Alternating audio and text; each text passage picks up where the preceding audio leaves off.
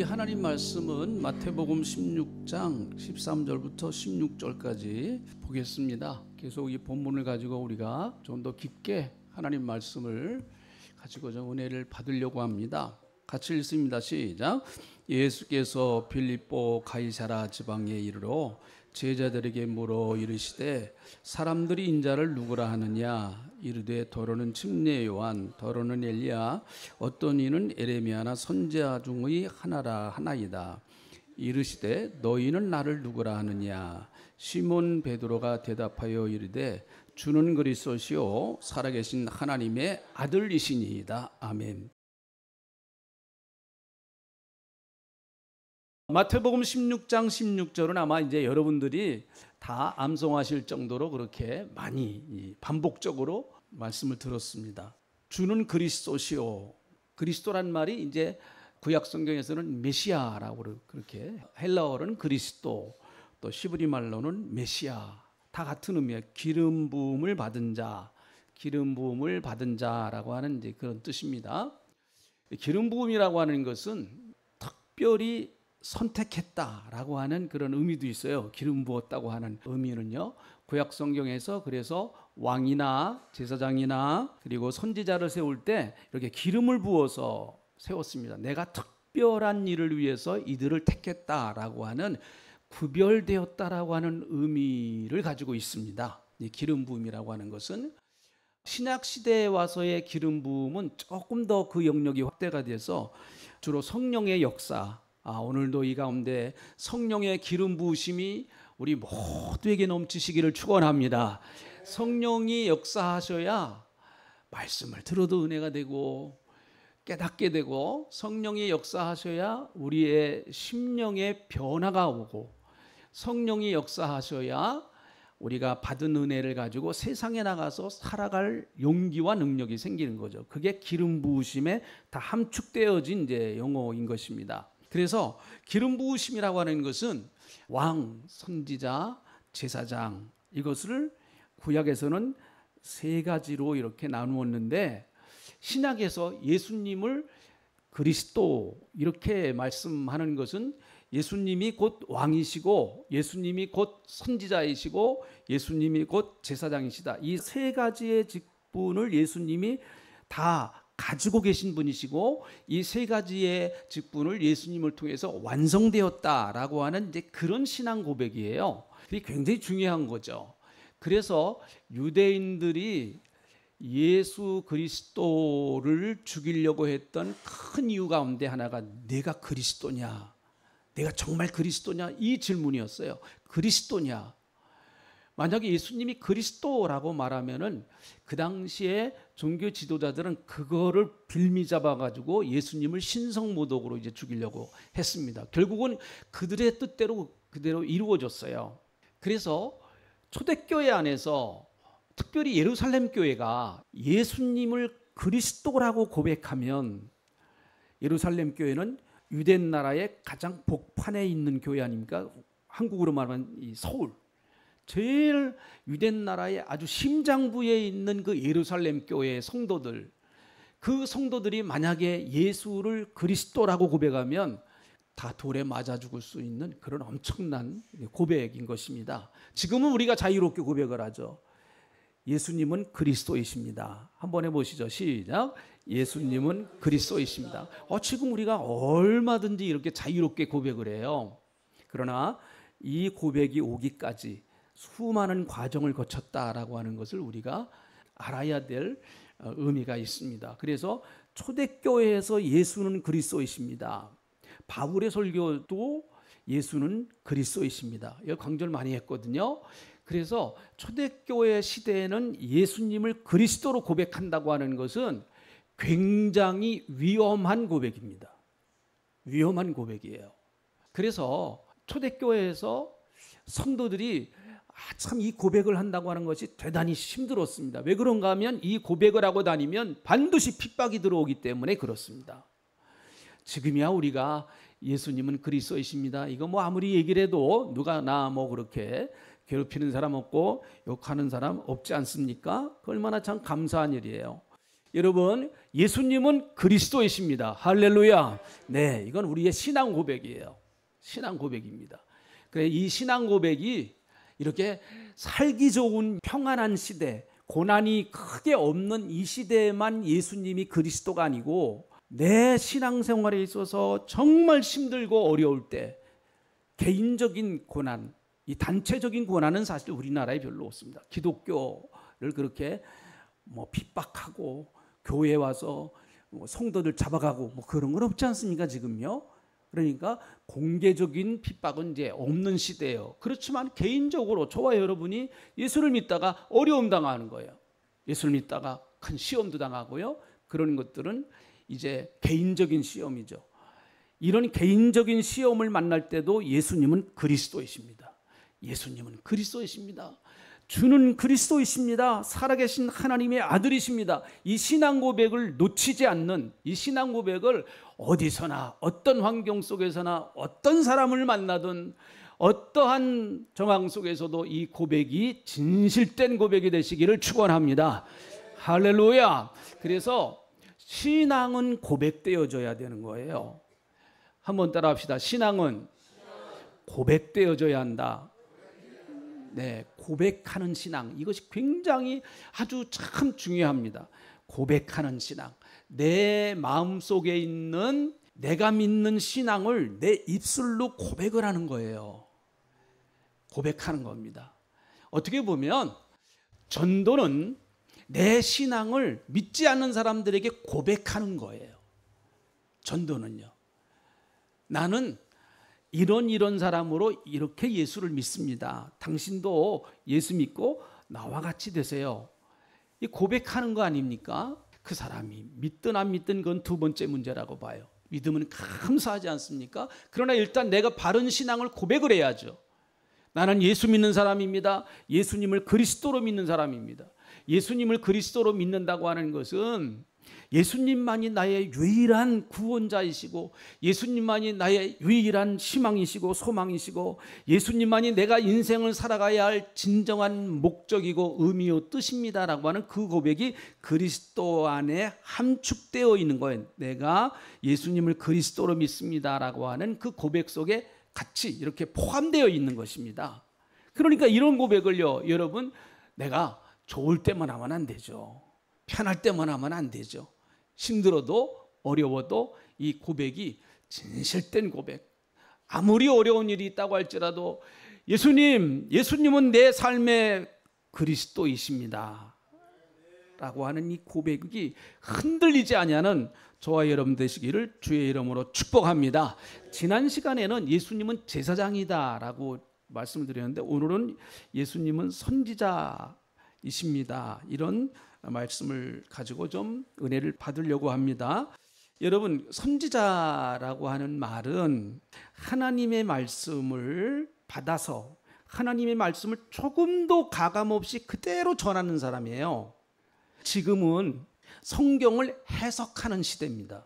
혹시 어떤 사람이 나는 하나님께로부터 성경에 여태까지 기록되지 아니한 새로운 영감을 받고 하나님이 내게 새로운 계시를 주셨다.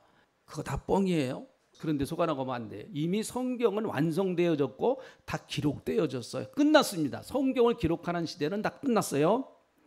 지금은 성경을 이 시대에 맞게 해석을 하는 시대예요. 성령의 감동으로 말미암아 이렇게 설교를 통해서 해석하는 시대입니다. 제가 여러분들에게 말씀을 전하는 것이 성경의 근거를 가지고 말씀을 전하는 것이지 제가 제 생각대로 하는 거 아니지 않습니까? 그러나 구약 시대에는요, 하나님께서 직접 선지자에게 너는 내가 말하는 것을 듣고 그대로 전하라. 그래서요, 구약의 선지자는 참 좋았어요. 제가 볼 때 설교자 입장에서 보면 너무 좋았던 것 같아요. 왜 그런가 하면 하나님 말씀이 임하지 않으면 가만히 있으면 돼요. 이거 얼마나 좋습니까? 오늘날은 주일날 감동이 없어도 목사는 설교해야 돼요, 안 해야 돼요? 네, 해야 됩니다. 감동이 없어도. 그럴 때 참 힘들어요. 엄마가 젖이 잘 안 나와요. 근데 아이는 양 젖 먹으려고 촉촉 빨아대죠. 그러면 엄마가 정말 힘들지 않습니까? 그러니까 그 선지자는 참 좋겠다. 하나님 말씀이 딱 임하면 그 말씀 가지고 그대로 가서 전하니까 야, 참 좋겠다. 나는 그 선지서 읽을 때마다 그런 느낌을 참 받습니다. 어쨌든 여러분, 예수님을 통해서 하나님의 말씀이 온전히 다 이루어졌다라는 거예요. 예수님의 말씀을 통해서. 자, 시브리서 1장 1절부터 2절에 있는 말씀을 한번 보겠습니다. 옛적에 선지자들을 통하여 여러 부분과 여러 모양으로 우리 조상들에게 말씀하신 이 모든 날 마지막 날에는 아들을 통하여 우리에게 말씀하셨으니 이 아들을 만유의 상속자로 세우시고 또 그로 말미암아 모든 세계를 지으셨느니라. 네, 마지막 날에는 아들을 통해서 말씀하셨다. 그러니까 하나님께서 수많은 사람들을 통해서 하나님의 말씀을 계속 전했어요. 구약 성경을 보니까 여러 사람들을 통해서 하나님 말씀을 전하셨는데 마지막 날에는 아들을 통하여 우리에게 말씀하셨다라는 거예요. 그러니까 모든 말씀은 결국은 누구를 통해서 완성되어지느냐? 예수님을 통해서 완성되어지는 거예요. 그래서 오늘날 강단에서 여러분 예수님을 그렇게 끝없이 전하는 것이 예수 그리스도를 통해서 말씀이 완성되어졌기 때문에 예수님이 빠진 설교는 하기엔 좋았지만 여러분의 영혼을 살리기는 힘든 거예요. 보니까 여러분의 영혼을 살리기가 힘듭니다. 여러분의 영혼은 예수님의 말씀, 하나님의 말씀이 확 들어가 버려야 우리의 영혼이 살아나는 거 아니겠습니까? 그래서 오늘도 이 말씀이 정말 하나님의 말씀, 예수 그리스도의 말씀, 생명의 말씀이 되어서 여러분의 영혼이 살아나는 역사가 있기를 축원합니다. 그래서 구약의 모든 선지자들의 예언은 메시아 탄생, 메시아 왕국에 대한 것이었습니다. 다시 말하면 예수님을 통해서 모든 예언이 완성되어졌다라고 하는 것입니다. 그래서 그리스도를 통하지 아니한 말씀 해석은 대단히 위험해요. 대단히 위험합니다. 자, 마태복음 5장 17절에 있는 말씀 한번 보시죠. 이 말씀도 굉장히 중요해요. 같이 읽어봅니다. 시작. 내가 율법이나 선지자를 폐하러 온 줄로 생각하지 말라. 폐하러 온 것이 아니라 완전하게 하려 합니다. 네, 예수님이 오셔서 율법이나 또 선지자나 이런 것들을 완전히 다 없애버리고 예수님이 어떤 여태까지 들어보지 못한 새로운 말씀을 예수님이 전하셨느냐? 아니에요. 그게 아닙니다. 이미 구약 성경에서 예언되어진 그 말씀을 통해서 예수님이 구약의 예언을 예수님의 삶을 통해서 완성시키시는 거예요. 그래서 예수님이 다 이루었다라고 말씀하시는 것은 모든 말씀의 완성이 그리스도를 통해서 이루어졌다라고 하는 것이죠. 여러분, 예수님은 그래서 마귀에게 시험당할 때도 예수님이 당신의 권세를 가지고 얼마든지 마귀를 물리칠 수가 있어요. 이 마귀야, 까불어, 내가 누군지 알아? 나 하나님의 아들이야 하면서 그저 귓방맹이 한번 올려치면 나 떨어질 거예요. 근데 예수님 그렇게 안 하셨습니다. 그렇게 안 하셨어요. 너 무지경으로 들어가 버려라. 이렇게 말씀하셔도 그 마귀는 즉시 무지경으로 들어가 버릴 수 있어요. 불못으로 들어가 버릴 수 있습니다. 근데 예수님 그렇게 안 하셨어요. 어떻게 하셨습니까? 구약 성경에 기록되어진, 그래서 마태복음 4장에서 보면 기록되었으되 그렇게 나와요. 한번 따라 하시죠. 기록되었으되. 그 기록되어졌다고 하는 얘기는 구약 성경에 있는 말씀을 예수님이 끌어다가 사람이 떡으로만 살 것이 아니라 하나님의 입에서 나오는 말씀으로 산다. 그건 구약 성경 신명기 8장에 나오는 말씀을 그대로 갖다가 인용하신 것 아니겠습니까? 그러므로 여러분, 신약에서의 신약 성경을 기록한 저자들 역시 마찬가지예요. 그들이 어떤 새로운 말씀을 전하는 것이 아닙니다. 그러므로 여러분, 대단히 여러분, 오늘날은 참 이상한 사람들이 많아요. 저도 유튜브를 좀 보는데 유튜브에도 이상하게 얘기하는 사람들 많아요. 조회수가 뭐가 제일 많이 나오는지 압니까? 조회수. 제가 조회수 보면서 봐요. 11조 안 해도 됩니다. 야, 이게 복음이야. 아주 그냥 귀에 쏙 들어가는 거거든요. 11조 안 해도 된대요. 그러니까 새로운 어떤 뭔가 쇼킹하고 뭔가 귀에 솔깃하고, 여러분, 새로운 말씀은 없습니다. 이미 성경에 다 기록이 되어 있어요. 다 기록되어진 말씀을 우리가 어떻게 내 말씀으로 삼아서 어떻게 그 말씀을 순종하느냐, 그것이 중요한 것입니다.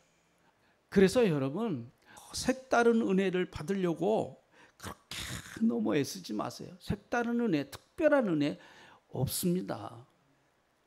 그래서 신약 성경에 나오는 저자들, 가장 대표적인 저자 바울, 신약 성경을 13권이나 바울이 썼으니까요. 그는 어떻게 말했는가 하면 고린도전서 2장 2절에 있는 말씀 한번 보겠습니다. 자, 바울이 이런 얘기를 합니다. 자, 같이 한번 읽어봅니다. 시작.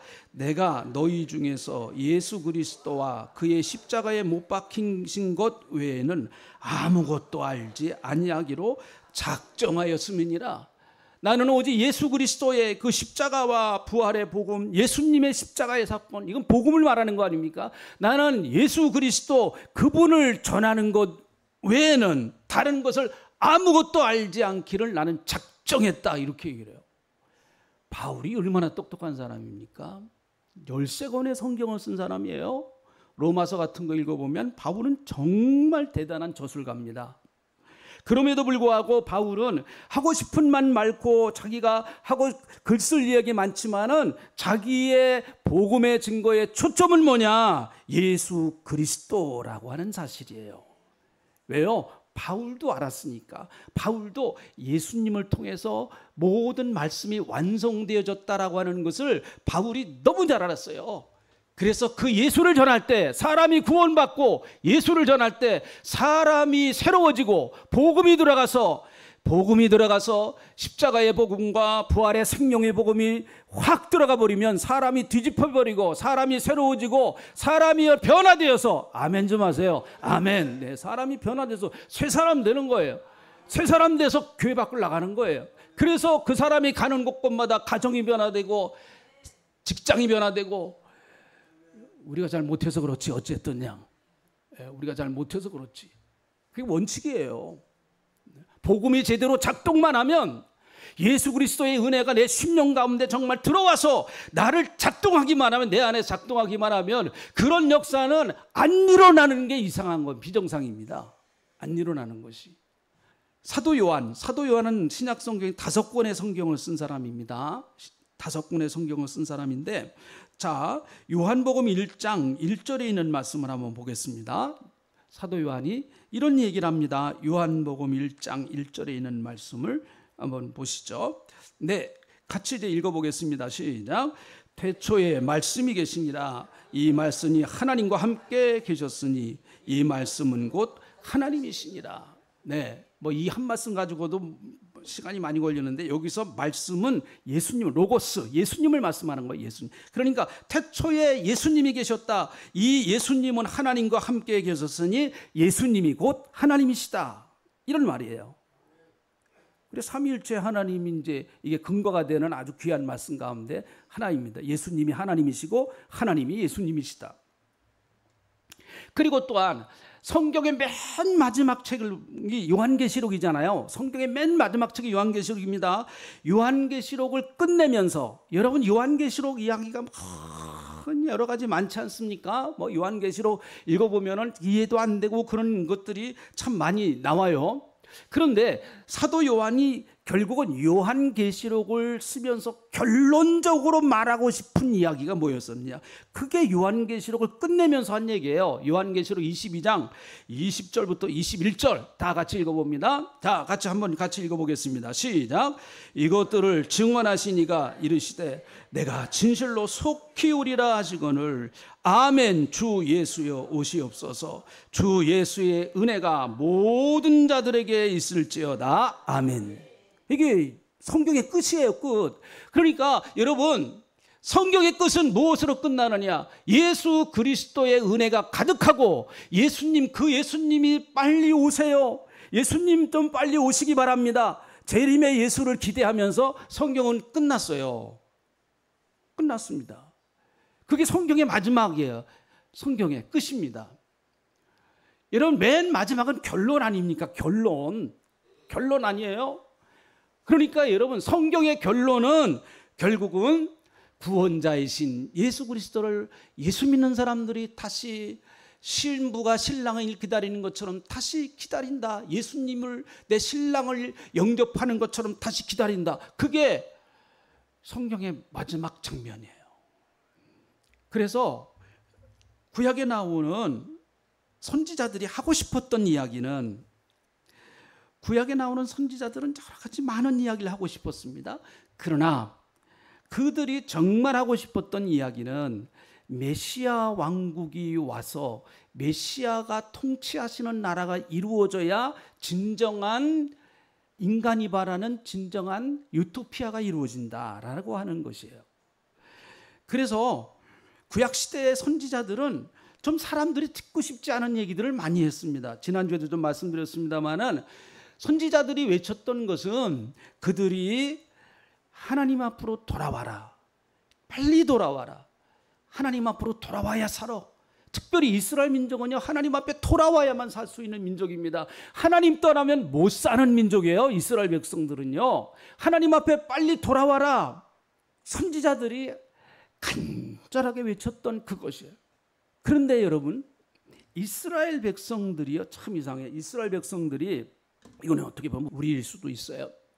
백성들은요, 선지자를 통해서 뭘 듣고 싶은가 하면 자기가 듣고 싶은 얘기를 듣고 싶어요. 자기가 듣고 싶은 이야기.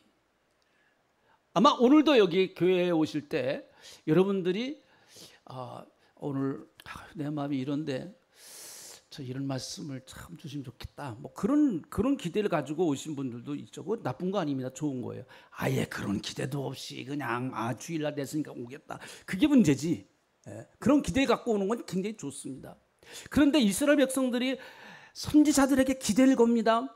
근데 그 기대가 하나님 무슨 말씀을 하시렵니까? 하나님이 무슨 말씀을 하시더라도 나는 그대로 순종하고 따르겠습니다, 이게 아니고 자기들이 생각하고 자기들이 좋아하는 것을 더 듣고 싶은 거예요. 그래서 마음의 위로를 삼고 싶은 거예요. 특별히 예레미야 시대가 그랬습니다. 예레미야 시대는 나라가 망하는 시대입니다. 바벨론이 와서 포위를 하고 바벨론이 공격이 임할 것이다, 이런 이야기들이, 흉흉한 이야기들이 들려옵니다. 바벨론이 언젠가는 이제 우리나라를 쳐들어올 거다, 이런 아주 정말 듣고 싶지 않은 이야기들이 계속 들려와요. 그럴 때 선지자들이, 거짓 선지자들이 나와서 무슨 얘기를 하는가 하면, 여러분 걱정하지 마십시오, 여러분 염려하지 마세요, 하나님께서 예루살렘을 지켜주실 겁니다. 듣고 싶은 얘기죠. 하나님이 반드시 예루살렘을 지킬 것이니까 여러분 아무 걱정하지 마세요. 그것이 그 당시에 거짓 선지자들이 외쳤던 이야기예요. 여러분, 이 이야기가 하나님의 말씀, 하나님이 말씀하셔서 하나님이 들려주신 얘기라면 맞는 얘기예요. 근데 하나님께로부터 받지도 않고 백성들이 지금 두려워하고 있습니다. 백성들이 무서워하고 있어요. 이럴 때는 백성들을 위로하고 소망을 주는 메시지를 전해야지. 그리고 백성들에게 싫은 얘기하면 저 사람들이 날 싫어하니까 그래 뭐 그럴 필요가 뭐가 있나 해서 백성들이 좋아할 수 있는 이야기만 계속합니다. 나라가 안 망합니다, 걱정하지 마세요, 하나님이 보호하셨습니다. 그리고 옛날 얘기를 해요. 시스기야 왕 때도 하나님이 예루살렘을 지켜주시지 않으셨습니까? 다 맞는 얘기예요. 그런데 문제는 뭐냐, 선지자가 지멋대로 얘기를 하는 거예요. 하나님께로부터 받은 게 아니고 자기 멋대로 얘기해 버리는 거예요. 이건 목회자가 범하기 쉬운 죄예요, 사실은요. 굉장히 조심스러운 거죠. 그래서 목회자가 기도 안 하고도 말씀 전할 수 있어요. 그러나 또 기도하고 또 기도하고 또 기도하는 이유는 행여나 혹시 내 생각대로 내 기분대로 전할까 봐. 예레미야는 뭐라고 외쳤습니까? 예레미야는, 하나님께서 예레미야에게 주신 말씀은 이것이에요. 너 가서 이거 외쳐라. 바벨론에게 반드시 예루살렘을 망한다. 그거 가서 외치라는 거예요. 그 말씀을 들은 예레미야는 참 머리가 복잡했을 거예요. 아무리 하나님 말씀을 그대로 액면 그대로 전한다고 할지라도 지금 이 시대 백성들의 마음의 심령의 상태를 너무나 잘 아는데 거기다가 불을 질러대는 말씀을 전하라고 그러니 이게 말이나 됩니까? 그러나 하나님이 그 말씀 전하라는 거예요. 그래서 예레미야는 가서, 여러분 바벨론 나라가 곧 쳐들어올 텐데 바벨론 나라에 항복하세요. 절대로 바벨론 나라에 대적하지 마시고 바벨론 나라에 빨리 항복하셔야 됩니다. 이게 우리 민족이 살 길입니다. 이렇게 전해버리니까 여러분, 백성들이 누구를 좋아하겠어요? 어떤 선지자를 좋아하겠습니까? 거짓 선지자의 말이 귀에 확확 들어와요. 에레미야의 이야기는 안 들어와요. 왜? 망한다고 그러니까. 여러분, 에레미야는 바벨론에 항복하고 바벨론의 통치를 받아서 바벨론도 하나님이 통치하고 다스신다고 하는 하나님의 주권을 깨닫기를 원했어요. 이스라엘 백성들은요, 하나님의 주권 안에 있는 거예요.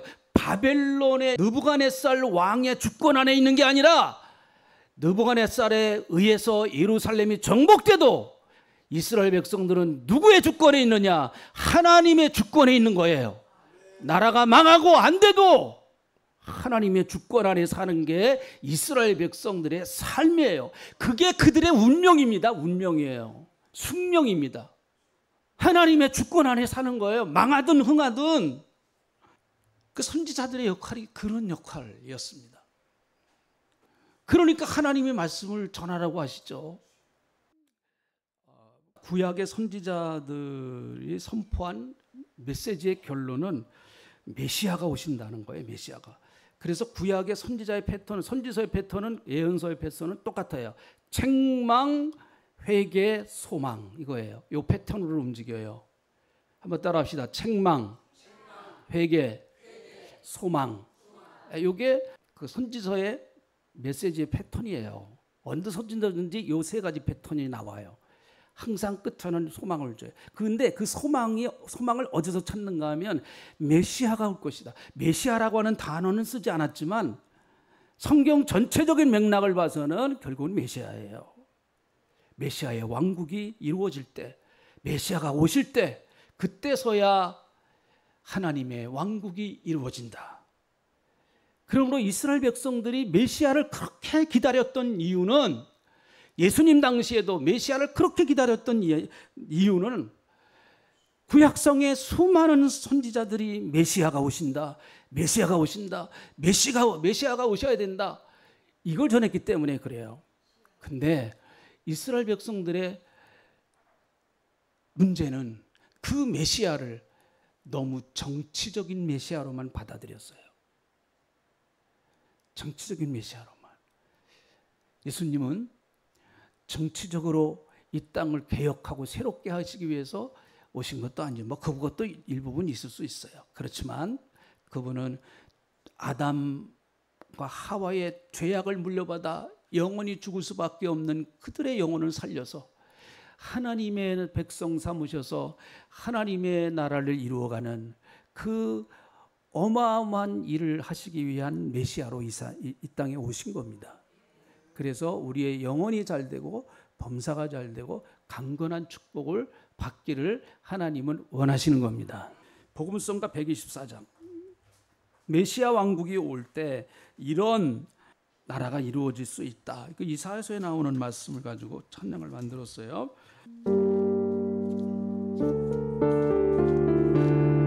사막에 샘이 넘쳐오리라.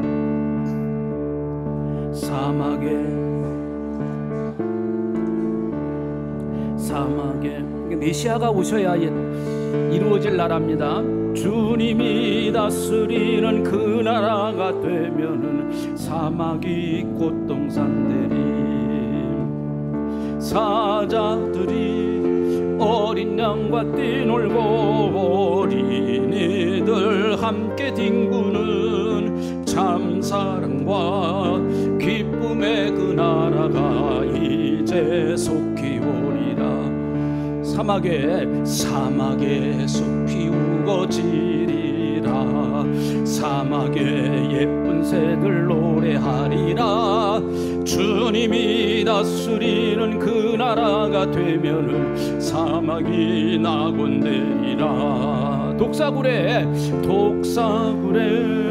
어린이가 손 놓고 장난쳐도 물지 않는 참사랑과 기쁨의 그 나라가 이제 속히 오.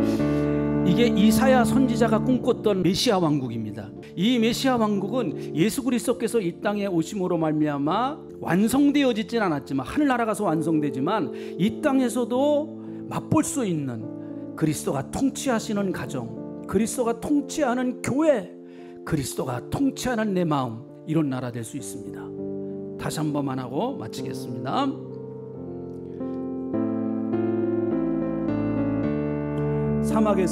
사막의 샘이 넘쳐 흐르리라.